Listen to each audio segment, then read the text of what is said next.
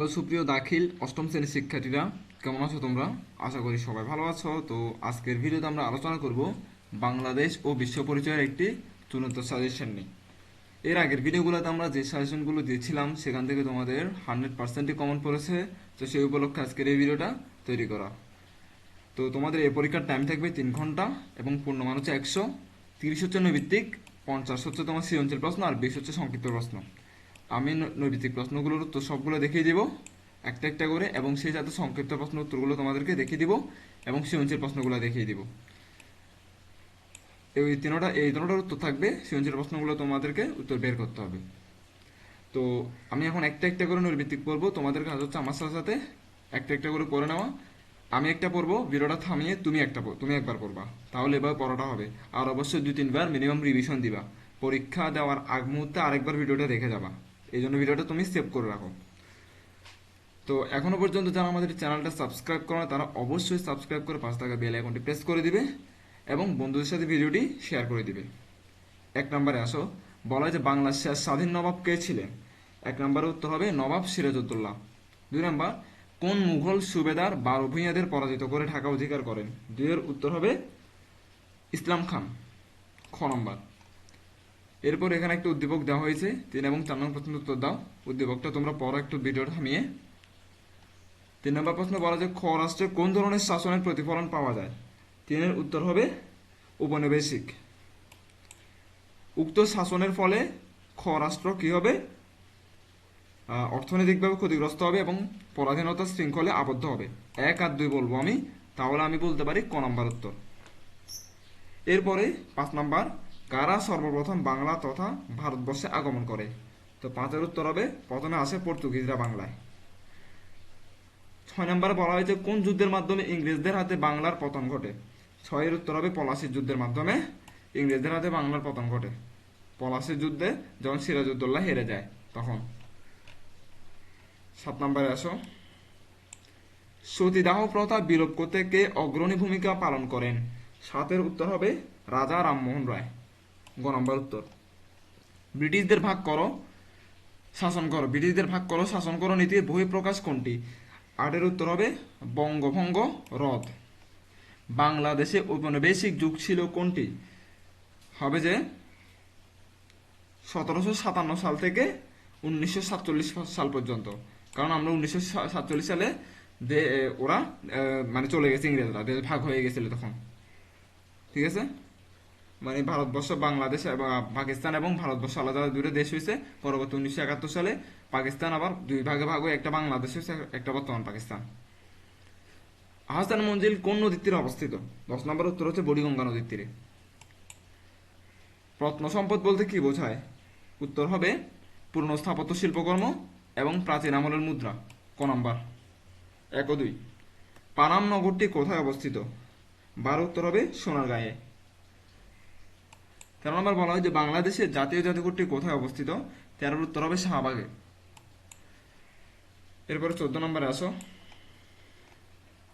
14 নম্বর পড়ার আগে এটা একটু পড়ো, ভিডিওটা থামিয়ে এটা একটু পড়ো তো।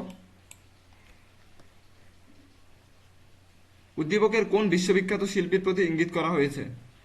14 নম্বরের উত্তর হবে জর্জ হ্যারিসন। হ্যারিসন। উদ্দীপকে উক্ত সঙ্গীত কিসের অনুপ্রেরণা জুগিয়েছিল? 15 নম্বর উত্তর হবে বিশ্বব্যাপী স্বাধীনতার পক্ষে জনমত তৈরি হয়, মানে ঘ নম্বর। স্বাধীন বাংলাদেশের পতাকা প্রথম উত্তোলন করা হয় কোথায়? উত্তর হবে ঢাকা বিশ্ববিদ্যালয়ে। বাংলাদেশের মুক্তিযুদ্ধে অংশ নেয় ছাত্র, কৃষক, শ্রমিক তিনটাই, তার মানে ঘ নম্বর উত্তর। মুক্তিযুদ্ধের সময় বাংলাদেশকে কতটি সেক্টরে বিভক্ত করা হয়েছিল? 11টি সেক্টরে ভাগ করা হয়েছিল। শহীদ বুদ্ধিজীবী দিবস কত তারিখ? 14 ডিসেম্বর। জুলাই গণ অভ্যুত্থানের প্রাথমিক কারণ কি ছিল? 20-এর উত্তর সরকারি চাকরিতে বৈষম্যমূলক কোটা সংস্কারের দাবি, মানে কোটা আন্দোলন ছিল। জিএনপি এর পূর্ণরূপ কি? Gross national product.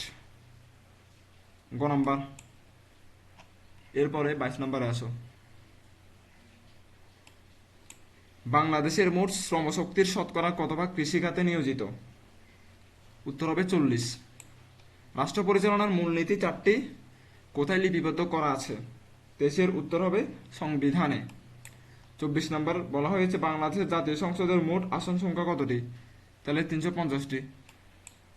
City corporation এর প্রধানকে কি বলা হয়? 25-এর উত্তর হবে মেয়র। সিটি কর্পোরেশনের প্রধানকে বলা হয় মেয়র। বাঙালিরা ইংরেজ শাসকের অধীনে থাকায় অনেক ইংরেজি শব্দ বাংলায় মিশে আছে, এটিকে কি বলে? 26-এর উত্তর হবে সাংস্কৃতিক আত্মীকরণ, মানে ঘ নম্বর। আমরা আমাদের জাতীয় সঙ্গীত কোন গানের সুরে গাই? 27-এর উত্তর হবে বাউল গানের সুরে।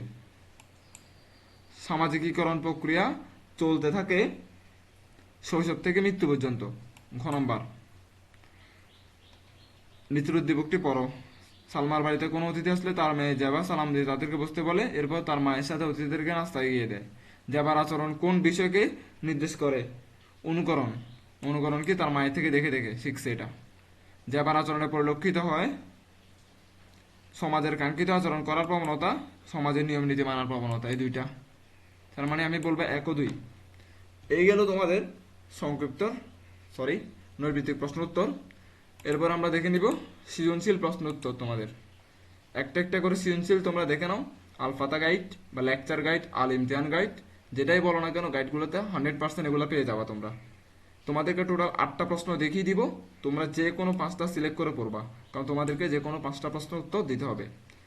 1 নাম্বারটা দেখে নাও কোথা থেকে আসছে। ক নাম্বার আর খ নাম্বার ডিরেক্ট মুখস্থ থাকতে হবে তোমাদেরকে, বানিয়ে লেখার কোনো অপশন নাই। গ আর ঘ হচ্ছে যে বাংলা হলে বানিয়ে লেখা যাইতো, বাংলা বই হলে, বাংলা প্রথম। কিন্তু গ আর ঘ এখানে একটা ঘটনা বলবে, ঘটনাতে কোনো একটা টপিক দিবে, যেমন উদ্দীপকের ঘটনাটি তোমার পাঠ্য বইয়ের কোন ঘটনার সাথে সাদৃশ্যপূর্ণ। সাদৃশ্যপূর্ণ মানে মিল আছে, যে ঘটনার সাথে মিল আছে তোমাকে ওই ঘটনাটা ব্যাখ্যা করতে হবে। উদ্দীপক লিখলে হবে না কিন্তু এখানে, বুঝাইছে? যে ঘটনার সাথে মিল আছে ওই ঘটনা লিখতে হবে। এটা একইভাবে এটাও তোমার মতামতের সপক্ষে যুক্তি উপস্থাপন করে, এখানে একটা তোমার মতামত দিবা। অনেকে আছে উদ্দীপক লিখে দেয়, হবে না, এখানে তোমার সুন্দর একটা মতামত দিবা উদ্দীপকের ঘটনার উপর ভিত্তি করে, বুঝাইছে? এভাবে সৃজনশীল লিখবা। 2 নম্বর দেখে নাও, সেম ভাবে ক খ মুখস্থ করবা, গ ঘ বুঝে বুঝে লিখবা। ক খ বুঝে বুঝে মুখস্থ করবা আর কি। 3 নম্বর দ্বিতীয় বিশ্বযুদ্ধের চিত্র এটা, আর এটা আমাদের বাংলাদেশের মুক্তিযুদ্ধ চলাকালীন, বুঝছো না? তাহলে এটা তোমরা গাইডে পাবা, এগুলা যে কোনো 5টা প্র্যাকটিস করবা। এই 4 নম্বর দেখে নাও, জাতীয় ধারণাটি ব্যাখ্যা করো। 2024 সালে বাংলাদেশ সাক্ষরতার হার কত ছিল? এই যে তোমাদের 5 নম্বর সৃজনশীল। এরপরে এটাই 6 নম্বর সৃজনশীল। এরপর এটা 7 নম্বর সৃজনশীল।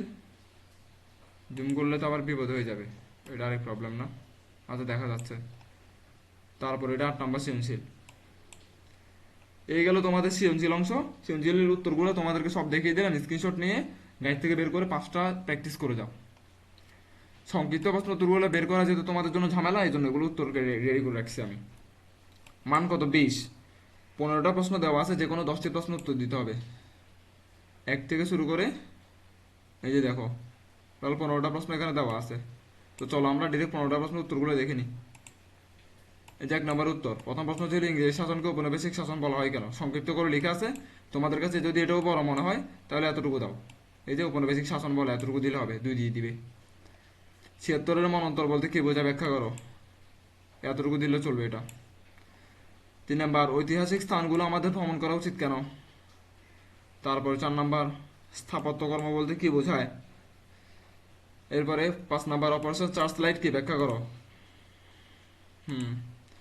ও 25শে মার্চ রাত 1971 সালের যে আমাদের উপর যে গণহত্যা চালাইছিল রাতে, সেটাকে মনে হয়তো বলা হয় অপারেশন চার্চ লাইট। জুলাই গণঅভ্যুত্থানের প্রধান 2টি কারণ লেখো। কোটা আন্দোলনের কারণে এবং দীর্ঘদিনের দুর্নীতির কারণে, 2টা কারণ ব্যাখ্যা করবা। জিডিপি ধারণাটি ব্যাখ্যা করো। ঠিক আছে, কোন একটা দেশের মানে মোট উৎপাদিত পণ্য বা সেবা আর্থিক মূল্যকে জিডিপি বলা হয়। প্রবাসী এবার রেমিটেন্স বলতে কি বোঝায়? প্রবাসী আয়কে ইংলিশে রেমিটেন্স বলে, এই যে লেখা আছে রেমিটেন্স।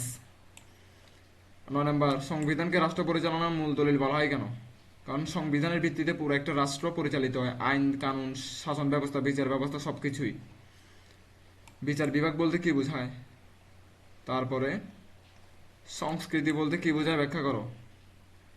12 নম্বর দৃশ্যশিল্প বলতে কি বোঝায় ব্যাখ্যা করো। 13 নম্বর বাঙালির প্রথম সাহিত্যকর্মের ব্যাখ্যা দাও। এবং 14 নম্বর সামাজিকীকরণ বলতে কি বোঝায়। ফাইনাল আনসার 15 নম্বর বিশ্বায়ন বলতে কি কি বোঝায়। সো আমি তোমাদের টাইম খাইলাম না, তোমরা স্ক্রিনশট নিয়ে নিজেরা পড়ো না, পুরো বাংলা তোমরা নিজেরাই পড়তে পারবা। কথা বুঝছো? এবং তোমাদের পরবর্তী পরীক্ষা কি সেটা কমেন্টে অবশ্যই লিখে বলে দিবা, সবাই কমেন্ট করবা, প্রত্যেকের পরীক্ষার নাম, পরীক্ষার তারিখ, কী বার সেটা লিখে দিবা। তাহলে পরবর্তী ভিডিও তোমরা সবার আগে পেয়ে যাবা। ক্লিয়ার? এবং চ্যানেলটি অবশ্যই সাবস্ক্রাইব করে রাখবা যেন ভিডিও ছাড়লে তোমাদের কাছে নোটিফিকেশন পৌঁছে যায়। তো আজকের ভিডিও এতটুকু পর্যন্ত। ধন্যবাদ সবাইকে।